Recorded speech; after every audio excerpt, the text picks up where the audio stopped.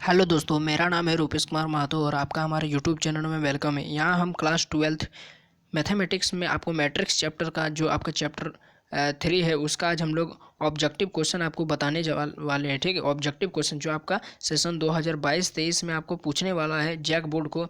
ठीक है, चाहे सीबीएसई को, किसी को भी। ठीक है, तो या फिर जहाँ भी आपका जिस राज्य में भी आपका एनसीईआरटी बुक चलता है, ठीक है, उसके लिए यदि आपका मैट्रिक्स चैप्टर है तो उसके लिए आपको ऑब्जेक्टिव क्वेश्चन में यहाँ आज प्रदान करने वाला हूँ। ठीक है, तो आज मैं इस लेक्चर में केवल क्वेश्चन नंबर 1 से लेकर 10 तक डिस्कस करूँगा। ठीक है, और इस चैप्टर में जितना भी इंपॉर्टेंट क्वेश्चन बनता है मैं आपको जरूर बताऊंगा। ठीक है, तो ये पार्ट 1 लेकर आया, उसके बाद हो सके तो पार्ट 2 पार्ट 3 भी लेकर आऊँगा। तो चलिए क्वेश्चन को डिस्कस करते हैं। सबसे पहले तो क्वेश्चन में आपको बोल रहा है, 4 ऑप्शन भी दिया है। ठीक है, क्वेश्चन में बोल रहा है कि यदि ए और B are 2 row square matrix, यानी 2 ऑर्डर का स्क्वायर मैट्रिक्स है। ठीक है, ए और बी, ए एक मैट्रिक्स है, बी एक मैट्रिक्स है और दोनों 2 ऑर्डर वाला है।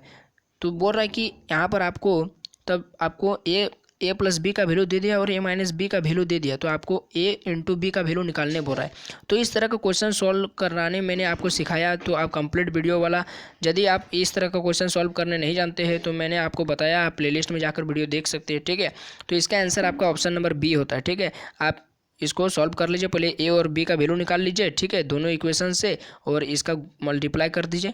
तो इसका यहाँ पर डायरेक्ट आंसर मैं अभी बताने वाला हूँ। ठीक है, उसके बाद इसका कंप्लीट सॉल्यूशन मैं बना करके पीडीएफ में आपको टेलीग्राम ग्रुप में डाल दूंगा। ठीक है, इसका कंप्लीट सॉल्यूशन। तो यहाँ पर पहले आपको समझा देता हूँ कि क्या क्या क्वेश्चन बोल रहा है।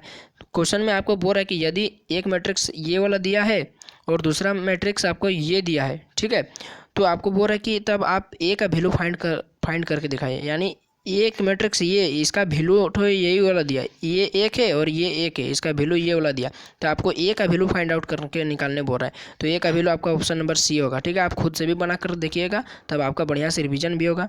ठीक है, और उसी तरह से आपका नेक्स्ट क्वेश्चन में, क्वेश्चन नंबर जो आपको 3rd है, उसमें बोल रहा है कि यदि एक मैट्रिक्स ए बराबर ये दिया है और बी मैट्रिक्स बी बराबर ये दिया है, तो आपको 4a फाइंड आउट करके निकाल लेना है सबसे पहले।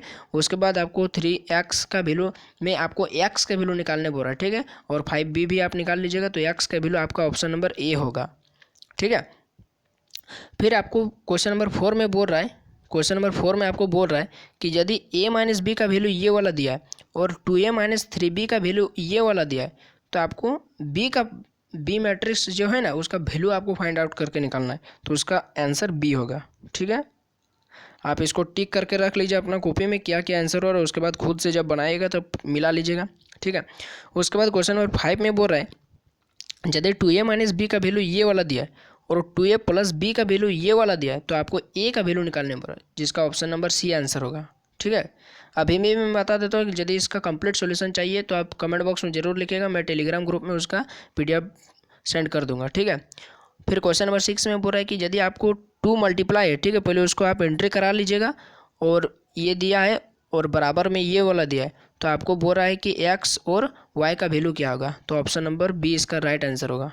ठीक है, फिर नेक्स्ट क्वेश्चन में आपसे बोल रहा है कि यदि इफ ये वाला और ये वाला बराबर दिया है, ठीक है, तो आपको z और w का वैल्यू निकालने बोल रहा है, तो ऑप्शन नंबर ए होगा। ठीक है, 3 और 4। उसी तरह क्वेश्चन नंबर 8 में आपसे बोल रहा है कि ये एक मैट्रिक्स और दूसरा मैट्रिक्स आपका मल्टीप्लाई में है। ठीक है, मल्टीप्लाई में इसको पहले आप मल्टीप्लाई कर लीजिएगा, उसके बाद कंपेयर कीजिएगा, तो आपको एक्स और वाई का वैल्यू निकालने बोलेगा, तो दोनों आपका 1 आएगा। ठीक है, ऑप्शन नंबर सी। फिर 9 नंबर में आपसे पूछ रहा है कि यदि एक मैट्रिक्स ए का वैल्यू ये वाला दिया और बोल रहा है कि ये वाला आपका सिंगुलर मैट्रिक्स है, तो आप एक्स का वैल्यू, यहाँ पर एक्स है ना, उसका वैल्यू निकाल के दिखाइए। तो सिंगुलर मैट्रिक्स में जहाँ ए का डिटर्मिनेंट ये वाला ए दिया है ना, उसका डिटर्मिनेंट आप निकाल लीजिए और उसका वैल्यू 0 पुट कर दीजिए, और यहाँ पर आप एक्स है इसका वैल्यू निकाल लीजिएगा। ठीक है, एक्स से वैल्यू निकाल लीजिएगा, तो यहाँ पर एक्स का वैल्यू आपका निकल जाएगा कितना, 1 आएगा। ठीक है, इसको भी बना लीजिएगा। अभी भी बोल रहा है इसका, यदि आप बनाने नहीं सकेंगे तो टेलीग्राम ग्रुप में मैं इसका पीडीएफ सेंड कर दूंगा। ठीक है, सॉल्यूशन वाला। और 10 नंबर में आपसे पूछ रहा है कि यदि ए मैट्रिक्स ये वाला दिया, तो आपको ए का स्क्वायर निकालना है। तो ए स्क्वायर जब भी आप निकालेंगे ए स्क्वायर, तो ए स्क्वायर बराबर आप लिखिएगा पहले ए इंटू ए, और फिर ए का वैल्यू यहाँ पर जो ये वाला दिया है ना उसको पुट कर दीजिए, फिर ए का वैल्यू वही वाला यहाँ पर पुट कर दीजिए, वही वाला फिर यहाँ पर पुट कर दीजिए, दोनों जगह गुना कर दीजिए, ठीक है। और इसका आंसर आपका आएगा क्या, ऑप्शन नंबर बी आएगा, ठीक है। तो अभी के लिए मैं क्वेश्चन नंबर 10 तक ही लेकर आया था।